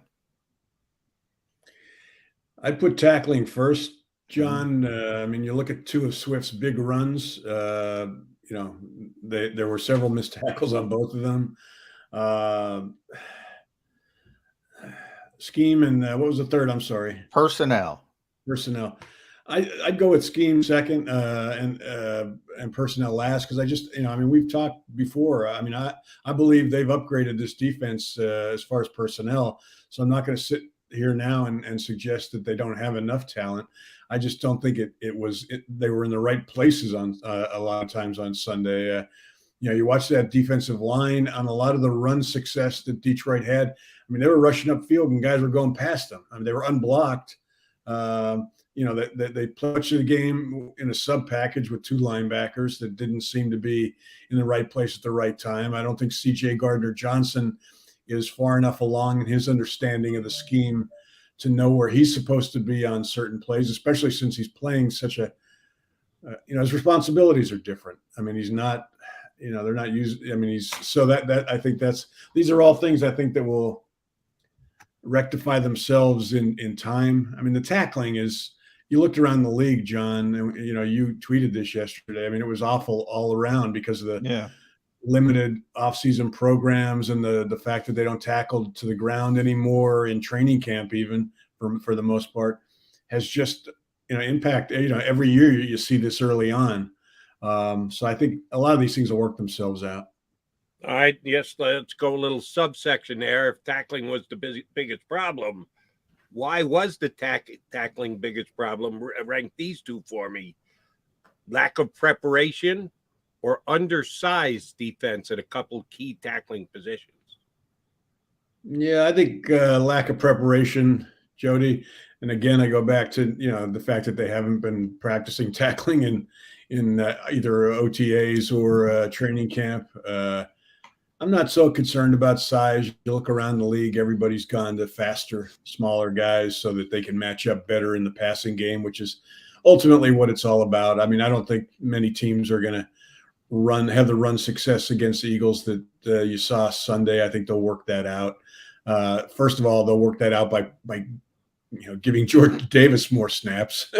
I mean, when he was in the game, I mean, you weren't moving him. I mean, granted, the teams can run away from him, but I think the key for Gannon, and you saw a little bit of it Sunday, was moving those guys around so you don't always know where they are. I mean, there were occasions where he put Cox at defensive end, not many, but I mean, he's got versatile defensive linemen that he could do that with, including Davis. I mean, I'm going to watch this whole season waiting for the time when he finally puts him on the edge in a 3rd and long situation and see what happens. You're going to be waiting a while, I think, Damo. I think so. I think so.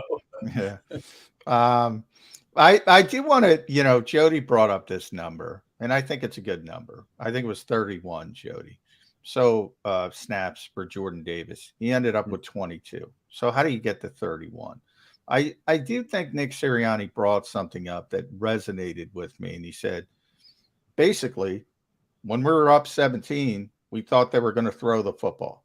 And most teams do. Most teams give up on the run. And the Lions, to their credit, didn't.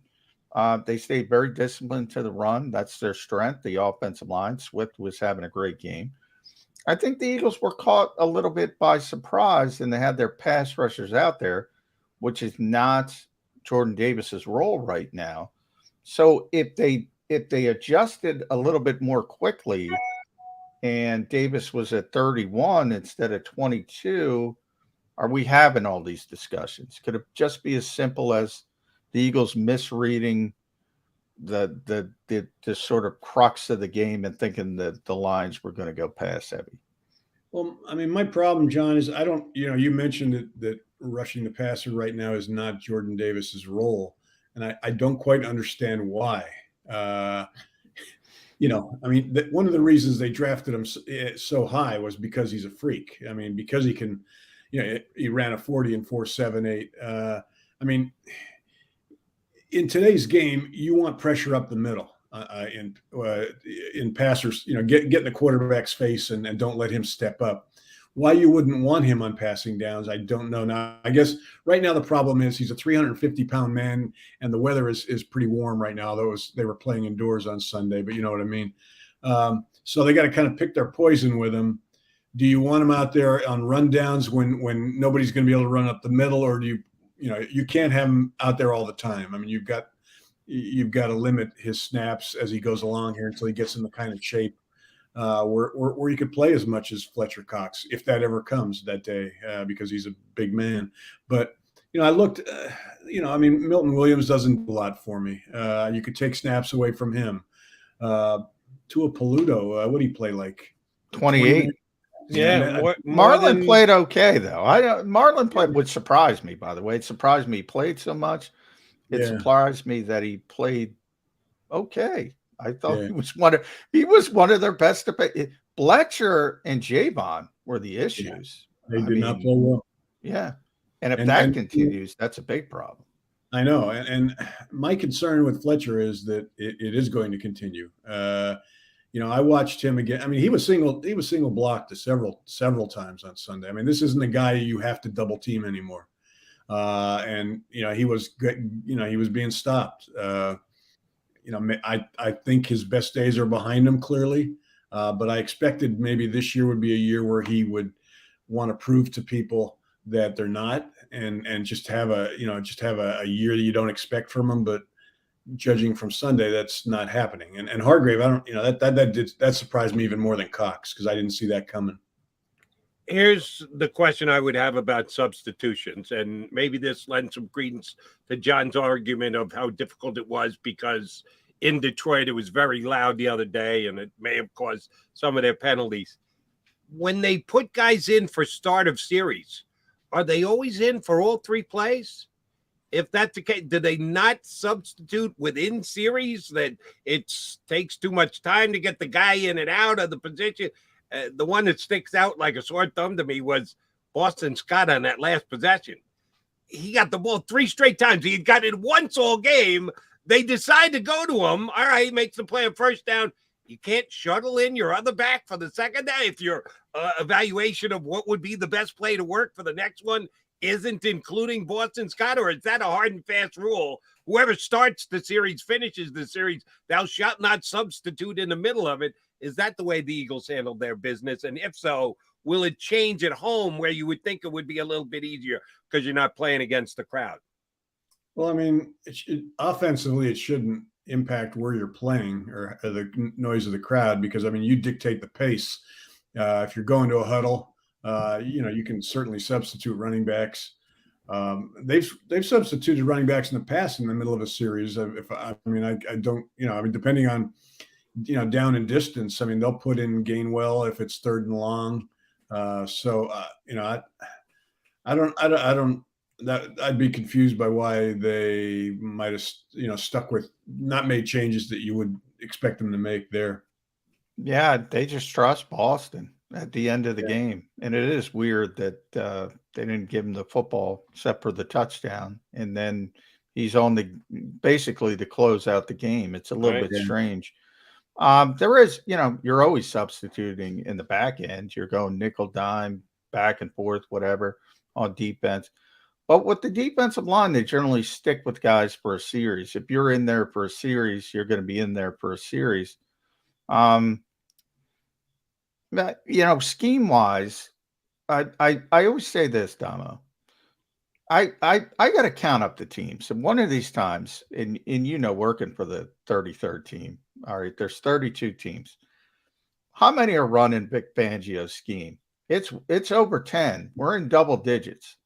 So it might be half the league. And I'm gonna do this at some point. The Eagles run that scheme. The Vikings run that scheme. We're going to see 2 teams that run the same scheme. Other teams have success for it. So how could it be the scheme? How could that be the problem? Other than, I think the bigger problem is everybody doing the same thing. I think that's a bigger criticism, because then it becomes who does it best. Yeah. But if somebody else is using the exact same scheme and doing it brilliantly, like Vic Fangio, how could it be the scheme? Vic spent most of training camp, going from one camp to another. Yeah, where exactly. Where they're using the scheme. It was, Yeah. it was hilarious. I mean, he's busier now than he was when he was coaching the Broncos, which also raises the question: why the hell did the Broncos fire him? Yeah, you know, especially all they had what they got, by the way. All they had to do was add a quarterback, and but yeah, I mean, you're right. That certainly helps when. But then again, you look on offense. Everybody went to the West Coast offense. Some teams ran it better than others. Yeah. So I don't know. I think it's just, it's more of its execution than anything else in my mind. All right, Damo, want to jump around to a couple other things with you. The Cooper Rush-led Dallas Cowboys have Cincinnati this week at the Giants, the Commanders at home before the Rams, and according to Jerry Jones, Dak Prescott should be good to go for that Rams game. We don't need who needs stinking IR? We don't need IR. Our quarterback's going to be back. I don't care whether it's the Dak or Cooper Rush. I'm going to take the Rams in that week. Could the Cowboys be 1-4, come limping into Philadelphia for Game 6 at 1-4, and the Eagles having already put them in their rearview mirror by then? It's possible, Jody. I mean, if Jerry Jones didn't own that team and was just a regular general manager who was counting on Cooper Rush being the backup quarterback, he'd be fired. I mean, it just astounds me. It just astounds me that was their solution, especially with a quarterback like Dak, who suffered a major injury. Yeah. Why would you do this? I mean, there are plenty of experienced backups you could have found. I mean, they dug this hole and they could end up burying him. Yeah, I don't know about plenty. Maybe Will Greer can take over. I mean, people are talking about the Eagles. Maybe the Eagles could take advantage and send Gardner Minshew. Why would the Eagles want to help the Dallas Cowboys in any way and trade their top 5 backup quarterback to help their division rival? There's not a lot of great backup quarterbacks in this league. So I'll defend Jerry a little bit there, Damo, but you got to do better than Cooper Rush. Yeah. You do. I mean, just a guy that's been out there that's got, look at the Nick Mullins type. Yeah. Jody's favorite. Not Nick Mullins. Not, coming back. No. Here's where I'll go, and I'm sure both you guys saw this already. I like this better than let's trade Gardner Minshew there. The Colts could trade Nick Foles to the Cowboys. If you're going to trade for a backup quarterback, why not go get yourself one that's won the Super Bowl? That makes more sense than Gardner Minshew or Nick Mullins. Yeah. Nick Foles would scare me a little. Jeff Hostetler might be a better option than Cooper Rush at this stage. I don't think the Colts are doing that, but that held more water than some of these other suggestions, which Jerry's not going to do either one of them anyway. But that would actually scare me a little bit if Nick Foles went to Detroit and went to Dallas and he came rolling back in here in week number 6 with a star in his helmet. Would you have been surprised to hear that Jerry Jones might have made a call to Drew Brees? I mean, I'm sure he explored options. He might as well get Drew and Peyton on a conference call and just do it all. One fell swipe. Rip the Band-Aid off with Mike McCarthy. Yeah, bring them both in a package deal. Yeah. The Washington Commanders will go there because of Carson Wentz. All of a sudden, they look like the Eagles' top competition in the NFC East. Is that legitimate competition? I think people forget Carson was pretty good for the majority of the regular season last year before he kind of fell off. It certainly wasn't like his last year here, Damo. I don't know if you saw much of that game or, Carson was able to come back in that game, Doug Peterson versus Carson Wentz. So that was a big one from an NFL perspective. But any thoughts of Carson Wentz bouncing back? I don't think we're ever going to see the peak Carson Wentz, but is he a starting level quarterback in this league? Oh, absolutely. I mean, looking at that game on Sunday, it was kind of a classic case of the good Carson Wentz prevailing over the bad Carson Wentz. I mean, he throws those 2 fourth quarter interceptions that, ends up costing them 10 points, but then he wins the game at the end with 2 touchdown passes. I've contended that that the real Carson Wentz is somewhere between what we saw in 2020, and what we saw in 2017 before he got hurt. Somewhere in the middle there. And that's not a bad place to be. I mean, he's certainly a starting level quarterback with the right cast, with the right frame of mind, with an owner that's not going to rip him for refusing to get the COVID vaccine. I think you can win with him. Whether their cast around him is strong enough to be a team that can go deep into the season contending for the division, I don't know yet. But they have some weapons. They have a decent defense. So, I mean, and hey, don't forget about the Giants too, John. I mean, Saquon. They went out and beat Tennessee, and you've got Saquon looking like pre-ACL Saquon. So, it's weird. I would say the Giants win was actually more impressive than the Commanders win this week. But look at it, Daniel Jones and Carson Wentz. As much as I'm not a fan of Carson these days, I still think he's better than Daniel Jones, because I don't think Daniel Jones can play a little bit. But you're right. Hand it to Saquon. If he stays healthy, he can actually keep you in any game. All right, need your opinion on this one, Damo, because it's kind of been harped on as a narrative. Eagles on offense doing something maybe a little bit too much, putting the player at risk for potential injury. Can they continue to throw it to A.J. Brown 13 times a game? Because he could get hurt. They keep throwing it to him 13 times a game. You're risking injury with A.J. Brown. Good point.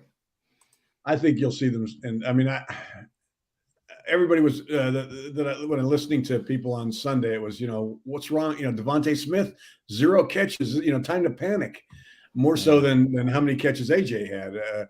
Devontae Smith was targeted 4 times, but he also was targeted twice on penalties that were negated. So, I mean, I think you're going to see a little bit more spreading the ball around, but AJ Brown is going to, I mean, they have chemistry. I mean, he has chemistry with Smith. He has chemistry with Goddard, but it's going to be interesting to see how defenses defend these guys going forward. I mean, you can take a receiver out of the game. I mean, it's very simple, but it opens up things for the other players. So, but what you saw on Sunday was they're running those RPOs a lot up to AJ. A lot of those quick slants over the middle, and he's unstoppable with them. So, that's why I'm interested. And it opened things in the middle for Miles Sanders. So that's why this offense is so dangerous right now, because of the weapons, because of what they can do to a defense. Yeah, and AJ opened up the middle of the field. Those Jalen Hurts passing charts last year, sponsored by Dunkin' Donuts, I always say, big hole in the middle. No more with AJ Brown. Throwing the football over the middle, that big body. He was better than advertised. I mean, AJ Brown was spectacular. It is interesting because I don't hear anybody in Minnesota complaining when Jefferson gets the ball. If they're not covering you, why wouldn't you throw it to the guy? But Jody was getting to that interesting point. Okay, you're touching it 13 times with AJ Brown, whatever. Jefferson was, I don't know, 12 or 13 as well. Jalen Hurts runs at 17. Oh, he can't do that. He can't do it. He can't do it. He's going to hurt. He's going to get hurt. The power lifter, the powerful guy. He's all of a sudden a boss you have to protect at all costs. That's what he does well. I give Nick Sirianni credit. RPO this thing to death. That's what he is. He's not Justin Herbert. Why can't we turn the page on that? I don't know. It's a good question, John, because I mean, you're right. That's who he is. And you take that away. You've got a very average quarterback. I mean, he's got a long way to go before he's a Justin Herbert passer, and probably will never be that. When you throw and you could say the same thing about Lamar Jackson. I mean, I love the people that say they should, give Lamar Jackson, Deshaun Watson money. Well, Lamar cannot, if you took away the running from him, he's not the same quarterback. And the same thing with Jalen right now. It's such a unique part of his game, a unique part of their offense. I mean, you saw that Sunday with, I mean, it's frustrating at times when you see you'd watch, and he clearly started to scramble at times before he needed to. Other quarterbacks might have stayed in the pocket longer. And listening to Nick on Monday, they seem to have accepted that he's not going to be a guy that's going to go through every progression. He needs to go through more than one. But when he's, if it's as soon as his spidey senses start to tingle, he's going to take off, and they're okay with that. I mean, he's a fullback. This isn't a guy who unless certainly he can get hurt. You could suffer an ACL without anybody making contact with you, as Derek Barnett. Non-contact. But they're willing to take that chance, and I don't disagree with it because it's such an important part of his game. All right, Damo, this is what we do for a living. You and I have been doing it for decades, John, as well. So it's our ballywick. Maybe not everybody pays attention, but I need your take on how much attention do the Eagles take? Everybody puts out their power rankings every single week. Major media outlets on TV, Paul Domwich, everybody's got them out there. Eagles moved up off a 35-point defensive effort. Yeah, they look good on offense, put up 38, but the couple teams that were ahead of them had disappointing losses, didn't play all that well. Shoot, CBS has got them the 4th team in the NFL already. Pro Football Talk, which is Sims, who doesn't like our quarterback a little bit, has got them 5th in the NFL right now. Any fear that the Eagles start to smell themselves a little bit and read the press clippings and get a little big on themselves after getting out 1-0? That's a good question, Jody, because this has always been a team, especially when Doug was here, that seemed to thrive on being ignored, being the guy that nobody thought could win. Tough to be the underdog when you're the fourth power ranked team after 1 week in a season. Yeah, so it'll be, I think they went in knowing that people were going to consider them better than in the past. So I think they are dealing with that. But they got a lot of young guys. A lot of them, unfortunately, are from winning programs, so maybe it won't affect guys like that. I think they'll be fine with it, and I think it's deserving right now. I mean, you look at the NFC. I mean, the AFC's got 8 teams you could not discount, maybe more than that. That you could, if they end up in the Super Bowl, you'd say, well, yeah, I saw that coming. But the NFC aside, you got the Bucks, maybe. I mean, they've got their flaws. I mean, they've got an interior line that leaves Tom Brady very susceptible. The Rams we saw against the Bills are not what they were last year. So after that, who? I mean, it's certain the Eagles could be right now the 2nd or 3rd best team in the NFC at least. Yeah, it's open. It's certainly open to make a run. At P Damo, Paul Domowitz, the 33rd team.com, JAKIBsports.com is great stat package every Friday for us. So that's phenomenal. That continues this year.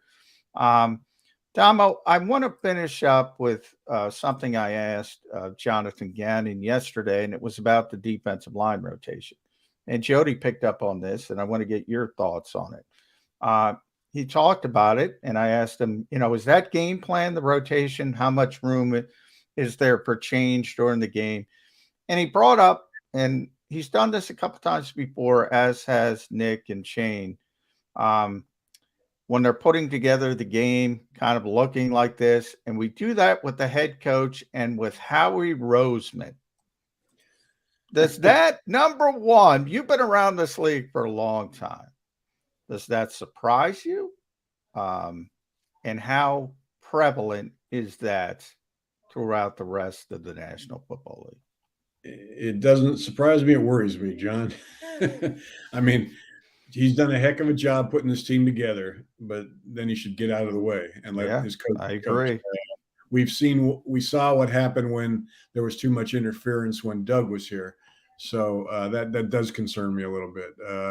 It's not prevalent around the rest of the league. I mean, I hate to use a TV show, but you watched Hard Knocks. You very, very seldom saw the GM on anywhere in sight. I think, cut down day. That was the only time you saw the general manager in the office deciding who they were keeping and who they were cutting.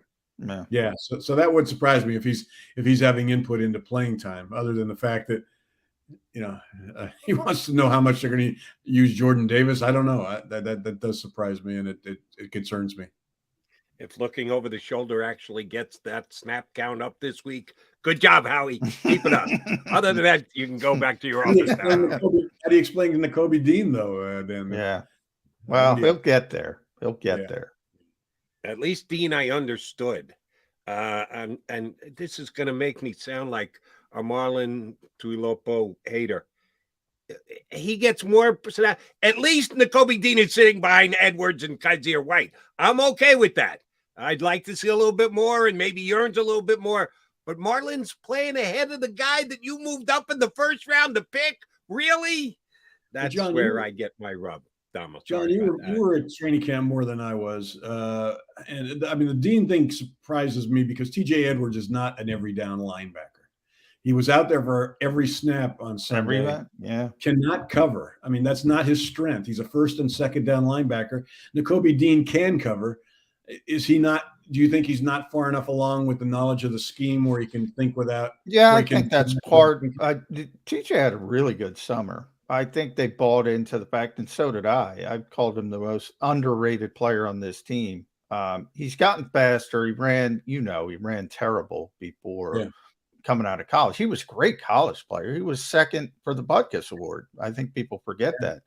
But he ran a 4.87. It was absurdly bad. Yeah. He's faster than that. He's improved. He's never going to be, Devin White or anybody like that. He's never going to run a 4.4, but he's very instinctive. And I always go back to, I got to cover Jack Del Rio early in my career. He couldn't run a lick. He was a great nickel linebacker. He was so instinctive. He was great when he was making the Pro Bowl in Minnesota. I think they see a lot of that with TJ. His instincts make up for the lack of speed. And we're going to see if he continues to struggle. But right now, he's the green dot. He's staying on the field. He earned it in the summer, but you got to prove it.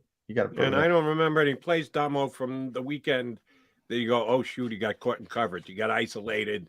He got beat. No, that wasn't why the the Lions racked up all those points and all those yards. It was tackling and the defensive line getting manhandled too much. And the corners didn't have a great game either. Bradbury got the one big interception, but Slay got burnt a couple times. Actually, you don't put as much on the linebackers. I would say back end, front end, more than the middle as to why they had such a lousy game. Dama, we're out of time. Unfortunately, we got to run. We could talk to you for another hour, but thanks for jumping on for the 25 minutes you did. And if your wife doesn't like me calling you bum, I guess I need to apologize. I just like the shirt you had on, buddy. What can I tell you? The McMullen and I go t-shirt every single day. We don't go button down too often. So when I see it, I give it. I got a button down. Do you? Yeah.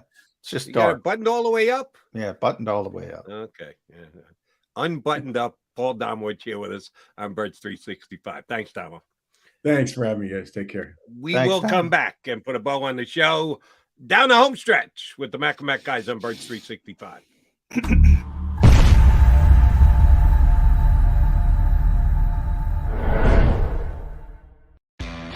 Go to get your game on. Go for the beers. Go for the cheers. Go for the hit and the hits. Go for the stakes and the stakes. Go to get your parlay on. Go to get your party on. Go for the scene. Go for the screens. Go for the gallery. Go for the win. Go to Ocean. Visit theoceanac.com to plan your visit. Philadelphia fans, we're cut from a different cloth. Born into a brotherhood and bonded to our team for life. We believe anything is possible because we've witnessed the impossible. While we may be from different neighborhoods, come Sunday, we are one, and we will be heard.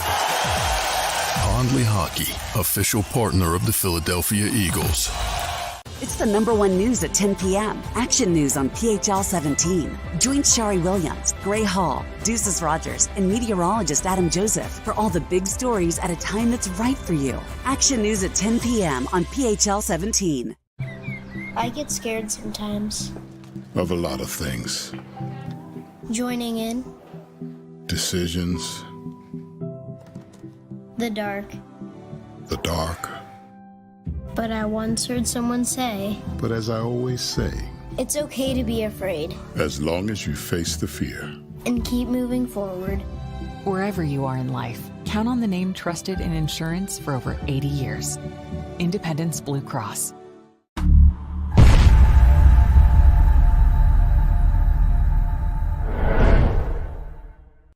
Welcome to Pond Lehocky. We've helped over 100,000 injured and disabled workers obtain benefits, as well as some of the biggest settlements in the state. If you've been injured at work, give Pond Lehocky a call. Go passionately. Go fearlessly. Go confidently. Go Birds! Go confidently towards your goals with First Trust, Philly's hometown bank for nearly 90 years, and the official bank of the Philadelphia Eagles. We're focused on getting you over the goal line. So go with conviction, go with trust, Go Birds! and go forward with us by your side.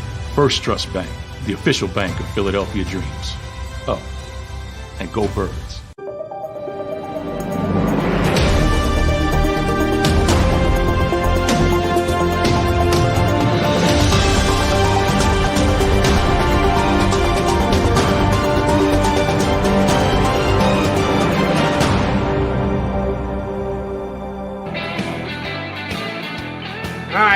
Speaking of going here on Birds 365, John McMullen, are you going to the NovaCare complex today? Is this one of the days you get to go in for 8 minutes of practice?